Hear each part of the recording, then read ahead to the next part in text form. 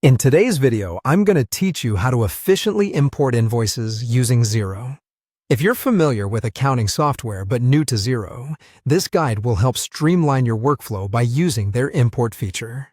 So let's dive right in and simplify your invoicing process. The first thing you'll want to do is navigate to the business section within Xero. Here, you'll see an option labeled Invoices. Go ahead and select it. This is where you'll manage all the invoice activities, including importing, which is what we'll focus on today. Once you're in, find and click on the Import option. This is where the magic begins.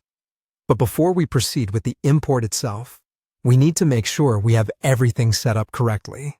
Now, you'll see an option to download a CSV template from the import screen. It's essential to use this template because it contains the exact formatting that Xero requires for a successful import. So click the download link and open the template on your computer. This template will guide you in organizing your data properly, ensuring you maintain consistency with Xero's system. With the template open, you can begin copying your invoice data into the correct columns. Remember, accuracy here is key. If you have invoices that contain multiple lines, it's crucial that each line shares the same invoice number to ensure clarity and correct entry. Consistency in invoice numbers helps Xero accurately interpret multi-line invoices as a single document. While transferring the data, it's important to ensure that the column headings remain unchanged. These headers must align perfectly with Xero's requirements to avoid any errors during the import process. Spending a few extra minutes to double-check this can save considerable time and hassle later on. Once your data is neatly organized and you're satisfied with it, save your file as a CSV. Now head back to Xero, and on the import screen, click the Browse button to select your newly saved CSV file from your computer. It's time to make an important choice.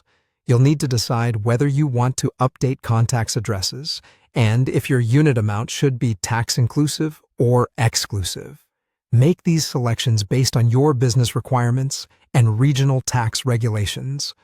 After setting your preferences, initiate the import by clicking the Import button. Take a moment to review the import message that appears next. It's crucial to check for any errors indicated. If Xero alerts you to any issues, don't worry. Simply click on Go Back, address the problems directly in your CSV file, and attempt the import once more. It's all about refining and ensuring your data aligns with Xero's expectations. And there you have it.